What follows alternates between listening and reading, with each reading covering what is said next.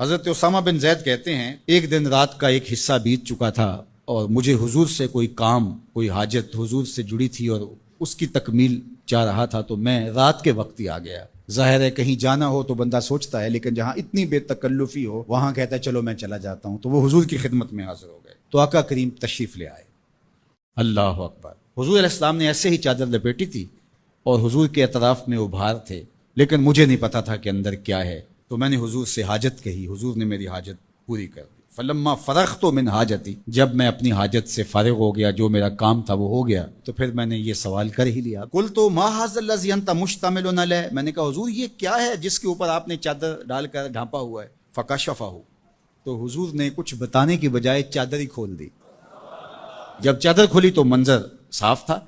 میں نے کیا دیکھا، سنو، حضرت اسامہ بن زید بن حارثہ بیان کرتے ہیں، فائز الحسن والحسین علی ورقہ، ایک پہلو سے امام حسن چمٹے تھے اور ایک جانب امام حسین چمٹے ہوئے، دونوں نے حضور کے پہلوؤں سے جفی لگائی ہوئی تھی، حضور علیہ السلام کے کشہین سے، حضور کے پہلوؤں سے لپٹے ہوئے تھے۔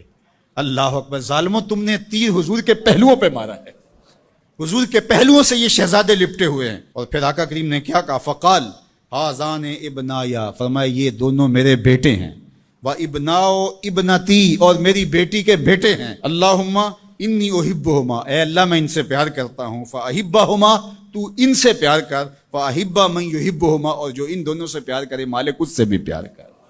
اللہ اکبر! حذیفہ بن یمان اپنی ماں کی مغفرت کا سوال لیے حضور کے پاس حاضر ہوئے تھے، اور آقا کریم نے ان کو یہ خبر بھی دی، حذیفہ سنو، یہ فرشتہ میرے سامنے حاضر ہے اور یہ میری فاطمہ اور میرے حسن حسین کے لیے جنتیوں کی سرداری کا مجدہ جاں فضا لے کر آئے ہیں، پیغام لے کر آئے ہیں، بشارت لے کر آئے ہیں۔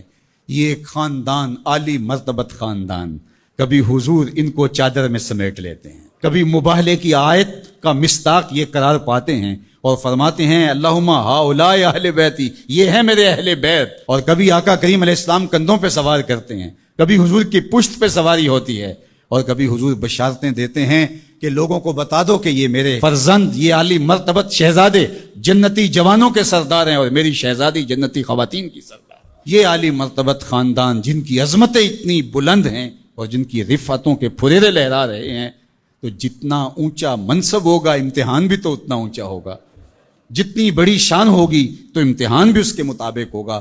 پھر 10 محرم کو جو امتحان ان شہزادوں نے دیا اور ثابت کیا کہ ہم سردارانے جو جنت ہیں وہ ایسے نہیں بن گئے، کیسے کڑے امتحان سے گزر کر کے ہم اس مرتبہ رفیع کے اپنے آپ کو حقدار بتا رہے ہیں۔ کوئی یہ نہ کہے کہ پیغمبر نے اپنے نواسے جان کے ایسے ہی بشارت دے دی تھی اور یہ عظمت ان کو حاصل ہو گئی تھی، ورنہ ان کے اندر کیا رکھا تھا۔ اب زمانہ دیکھے کہ جو حسین ابن علی نے کر کے دکھایا ہے، زمانے میں کوئی دکھائے تو صحیح۔ عظمتوں کی جس مسند پہ بیٹھے شہزادہ رسول دکھائی دیتے ہیں اور شہزادی رسول دکھائی دیتی ہیں اور امام حسن دکھائی دیتے ہیں، یہ الگ الگ عنوانات ہیں، جس عنوان پہ آئیں تو ایک کائنات بسی ہوئی ہے۔ اللہ جل شانہ ان شہزادوں کی برکت سے ہمیں دین کا حقیقی شعور عطا کر دے۔